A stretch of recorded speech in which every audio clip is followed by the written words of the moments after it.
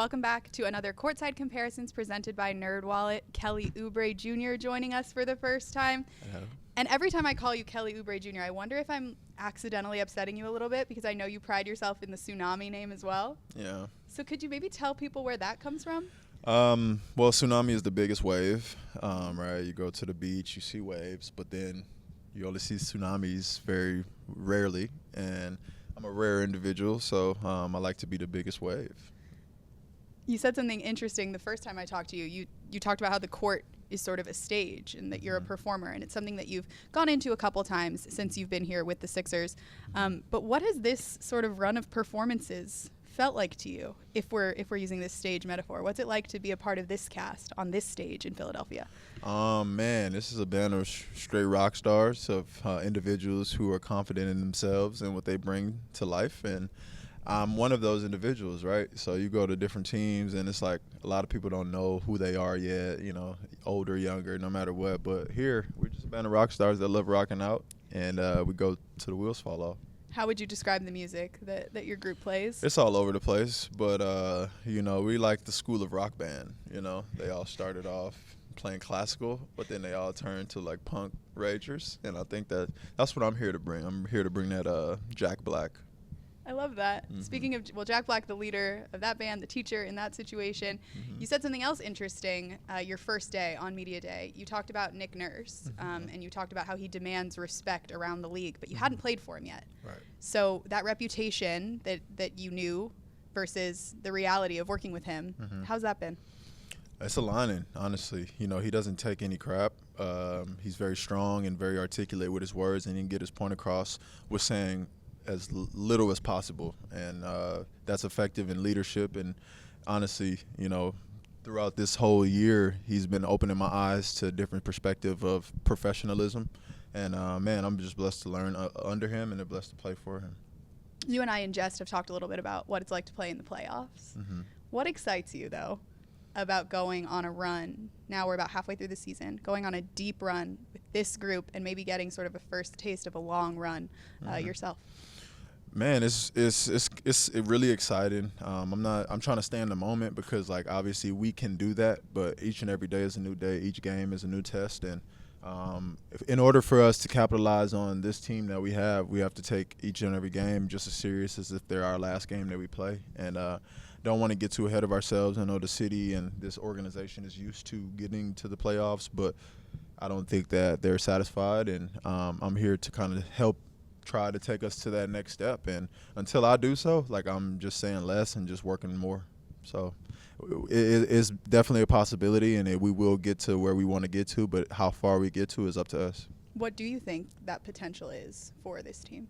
I mean, I'm going to be clickbait if I say what I really think, but, like, I think that the sky's the limit. You know, we can go to outer space with this thing and make this team, you know, in the city very proud, and I want to do that, and I won't be happy until we do. What gives you that confidence, though? Can you give me a couple examples of things that you think are working differently? Just the flow. Like, everybody really gets along. We're all different, and we all gel and mesh well, and everybody respects each other's characters. And when we go out onto the court, you know, obviously we're like 30-plus games in, and we know each other's tendencies, we know each other's play styles, we know how each other reacts to heated moments and who can talk to who in certain moments and things like that. And it's really like you don't get that a lot of professional guys who come in and work hard every day but still are really friends and, you know, kick it and talk, you know, shoot the shaz after practice and, you know, just have fun with life. And being on this organization is really like an eye-opener because you go places and people hate their jobs, they hate being there, and that's not the case here. That's awesome to hear. Let's dive into some of what's made you guys into a good team thus far this season. Let's do it. And check out some highlights. Well, this is my former team, so this should be exciting. Yeah, Tyrese is very fast. I love to run the floor and get easy transition buckets. We need to connect on more lobs. We try probably once a game, and we connect once every 3 games, but, you know, that's just us building that chemistry. And, you know, I'm happy he has a lob threat out there now. But we love to run, as you can see. It's always me and him, 1 and 2. And then, you know, he makes the right play at the basket for a dunk. But, yeah, like, dude, he's so fast, and I've been always wanting to play with a guy that's fast because I love to run. And he loves to just be great with the basketball in his hand, and he makes the right play, no matter if it's a shot or a pass or a three. For editing purposes, what was Mimi? Mimi is Tyrese with the ball in his hand every single time, and he's so fast that you can't see him, but just the dust in his trails. It sounds like Mimi. Mimi, yeah. Y'all seen Looney Tunes and stuff, so yeah. Yeah, that's a nice little two-hand flush in transition, capitalizing on some good defense. Yeah, a little head bang in that. Yeah. Just while we're talking about Tyrese, what's it been like to play with him, understanding that this is your first season playing with Tyrese, but it's also the first season that he's running the team himself.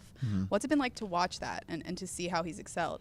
A lot of people are talking about his evolution, and I haven't seen him in his evolution. Obviously, I've been on other rosters, but dude, like, he's a professional, like, and he's a superstar in this league, and he applies himself each and every day. He wants to be great, and I don't see him not doing that. So I'm just happy to be a part of this journey with him, and happy to have him a part of my journey because we can learn stuff from each other. But yeah, man, the sky's the limit for him. Like, he's young and energetic. I just want him to keep that smile on his face throughout his whole career because that's what makes him him. How much fun is it just for someone that will never, ever be this fast in my lifetime? I won't know what it feels like to run this quickly. How fun is it to have someone that can run as fast as you? Like, that was the first thing you said, is that me and Tyrese can go fast. Yeah, man, it's really fun because you're not just on an island by yourself out there just running in front of everybody. And if he has the ball in his hand, which he does, a lot, then, I know that there's an opportunity for me and him to be able to capitalize. So it's really fun. Yeah. See, yeah, I had a lot of options, but I was the one. I appreciate that. Yeah, it's probably dunked that a little harder because that was my old team, but on to the Bulls. Stay ready, so you ain't got to get ready. Tyrese draws a lot of attention when he has the ball, him and Joe in the pick and roll, and then I'm in the corner Kelly, just always ready to hold it down and, make something good happen. But I haven't really hit a lot of shots against the Bulls in our couple games that we played them, so it was just they were talking, hell no, that ain't good. And when I hit it, I got to let them know that I hit it. So just blew him a little kiss. But I was blowing that to Javon Carter, who I used to play with in Phoenix, and he's a competitor, so I love competing and talking a little trash. Just spot up, he overhelped. I had to let him know about it. You look at the coaches, they hate that. It's all showmanship, though, guys. It's nothing personal, We're just competing. I just love to put on the show, so. The kiss is a very specific one, too, because it's it's sort of like the ultimate kindness, right? Yeah. But in that case, it could also be like the ultimate disrespect. Yeah, we know it's a little right? But at the end of the day, that's just, it's competing, man. I'm good. I like to show that, and I like to have a little swag with it. But, yeah, it's just – I actually stopped doing it to the benches. I only did that because Javon was on there. And he said something when I shot it. But yeah, I just go up to the sky or I throw it to the crowd, and I just try not to be like that. That's a little rude. But yeah, AC just hit one on me, so it was good to get him right back. Yeah, he's in there. Everybody's so worried about JoJo, and when he has the ball, that we have to stay ready and be ready to hit shots, and that's what I love doing. So I'm always ready. Tobias Harris said something interesting a couple years ago before Joel won his MVP, that one day he will tell his kids that he got to play with Joel Embiid and that it was the best player he ever played with. Wow. Tobias had that confidence a few years ago in Joel. Now playing with him for the first time during his sort of, not that necessarily this is his peak, but he is the peak in the NBA, right? Absolutely. What's it like to share the floor with a player that's that good? It's surreal, man. He makes a lot of things easier. As you see, an open shot, right? It's not like I'm having to go work for it, run around the three-point line, go through a million screens. I'm just spotted up, and when he draws the help, he kicks it. If he doesn't see a shot that he doesn't like, and that he doesn't get more easier than that, as a player on the court. So, it's just something like that. Like, he caught the defense sleeping just because he took 2 dribbles, and I had a wide-open rhythm shot, and I had to knock it down for him. And when you watch that as someone that's going to be ready to shoot, when you see, all 5 of them are paying attention to him, right? But then 3 close in. Right. Yeah, like that little split second, that's all we need in the NBA is just to get it up, get a clean look at the rim, and it's our job to knock it down. So, yeah, just staying ready so we don't have to get ready, and just to, give the big fella a little assist to go into his million stat sheet. There's the kiss to the sky. Yeah, you see. So you're saying this one is more kosher? Yeah, it's just trying to be respectful, man. It's it's not for anybody unless you ask for it. All right. Oh, Hornets. Yeah, explain that. You gave a sigh when you just saw this court. Yeah, dude. Where does that come from? This court is me being on this court for 2 years and, hoping for the best, but kind of expecting the worst in a sense. And, yeah, man, it's just one of those courts, man. It's a prestigious colorway. Obviously the Hornets have their colors, and I was there, but it felt good to be on this side of the court this time. So. Yeah. And I think we discussed it at shoot-around or the game prior that there are always extra butterflies when you go back for the first time somewhere. Right. Yeah. Take us through how, we're going to watch this play, and obviously you're going to let out a lot of energy here. Right, okay, let's see. What did the game feel like up until this point? Ooh, it just felt slow. You want something, you want to go out there and just kill, but, look at the score. We're already up, 20 points, and guys are trying to find their rhythm and flow. So Marcus, finds his shot, but trying to make some things happen. And it felt good to just jump over Miles and, take it out of his hand and score my first bucket of the game, which was a dunk. So that felt good. That was a great move and a great pass. And I'm always trying to be in that spot to be seen and cutting and slashing, to give ourselves an extra opportunity to score or extra pass from my teammates. And yeah, man, I was all over the rim this game, but all these dunks were out of frustration of, obviously my tenure there and then us being up by so much. It felt good. So these cathartic, are all, right? Yeah, these are all really happy flushes and easy buckets for him. So yeah, this game was very high pace, but it was slow at the same time.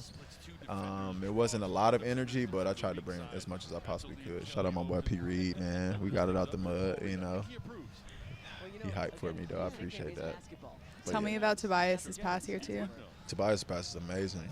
He had a shot. He could have hooked it right here, but Miles overhelped, and I was wide open for a flush, and he found me, and I appreciate that because he had the whole world in his hands right there. But, yeah, I'm always trying to be in those spots to be seen and to, get open. If my man is going, I'm going as well because he's going to help. So that's a great pass and a great finish. Last one from this game. Okay. Brandon Miller, young rook. Oh, I got my read. Hey, I don't even remember that, though. I don't remember that. So that was tough. I wish I would have made the shot, but I'm, got it right back. I wanted it. I wanted to score every time I got the ball this game. So it was me just letting out a little bit of, yeah, I'm still here. I'm still alive. Is that one of the more satisfying plays you can have, sort of, for lack of a better term, cleaning up your own mess, dissatisfying and then Right. instant gratification? Right. So say I missed this shot, they get the rebound, and we have to run back on defense. I have this pitted, gutted feeling in my stomach, missed opportunity, right, for a split second, but stay with the play, get my own rebound, and flush it home. That's definitely the most satisfying feeling as a basketball player, other than hitting the game-winning shot or, winning a big game, right? So, yeah, this is dope. Yeah, a little more hand flush. You don't see those a lot. So before we watch these next two, I'm going to pull back the curtain just a tiny bit. When we talked about sitting down and breaking down some film together, you asked me something that no player has ever asked me before. You said that you wanted to look at some stuff where things didn't go correctly and where you could have done a better job. Now, from my perspective, the job here is to watch highlights, right? SportsCenter plays highlights for a reason. So I had to do some thinking about what I would show you, and I'm not willing to show you highlights or necessarily lowlights. But before we look at them, what is that in you and who you are that you didn't want to just look at times where you succeeded? You wanted to look at some times where you could have been better too. Yeah, I mean, I don't succeed 100% of the time, right? As athletes or as anybody, as human beings, everything is not all peaches and cream all the time. There are times where you go through adversities, highs and lows, and I wanted to just level the playing field out and not make this about all the good things that I've done, but about a lot of the things that I could fix and be better at, and try to talk people through it, because the casual fan, they're looking at every play, they're harping on every single play, make or miss, stop or score, and they're judging that. But we're athletes, man. We know everything that we do, and after the fact, we can sit here and tell you, like, yeah, you're right. Yeah, you're wrong. This happened here.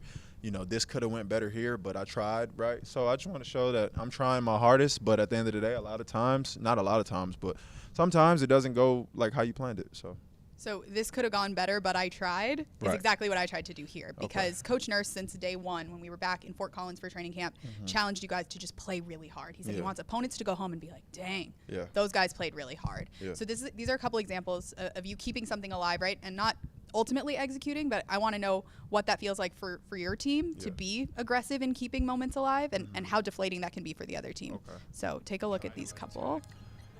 All right, gotta get off that screen tag, big fella. We still got the hand. Oh my God. All right. So here, I probably tried to make a home run play. You know, we got the steal. I saw Toby going out. He was running, and yeah, I just didn't have the strength to get it all the way to him. And yeah, this is on me, all on me. I probably should have came down with it, gave it to Tyrese, and you know, we would have had a bucket, of course. But I tried to make the home run play, which is never good. You always just want to be solid and execute the right way. So yeah, I learned from that possession though, and then, you know, not to do nothing too flashy. Like, yeah, the ball was actually way higher than I expected, and then, you know, if it was a little lower, I probably would have had some like to get it to him. But yeah, I had to go get it from the sky, so I just came down with it, gave it to Reese. Yeah. All right, one more. Tobias blows past Van Carroll, blocked by Wendell Carter, but Oubre picks up a loose ball. Got to get a shot off, though. Oh, I see. Could be number 2 on Tyrese. I got my boy a foul, man. See, another one. Just come down with it, secure the ball. You know, the possession is what really matters, not the home run play after that. Well, give yourself a little credit. This is a wild moment right here. Yeah, but like you said, like, I'm going so hard too that split second I need to probably just breathe and collect myself. If I'm, you know, exuding a lot of energy like that, trying to save the ball, trying to, you know, rescue the possession. There's 3 seconds left on the shot clock too, so I had to make something happen, and probably not the best idea going towards their basket because they have a fast break, right? If Reese doesn't foul, so yeah, just securing that, man, just knowing time and score, looking at my options. But it was 3 seconds left. I didn't really have many options at that point. So, yeah, it's just kind of taking a deep breath in those moments and being poised at all times. That's what I can learn from these. Thank you for looking at some highlights on Courtside Comparisons, presented by NerdWallet. Kelly Oubre, thank you so much. Thanks so much, man. You would do that. Nailed it.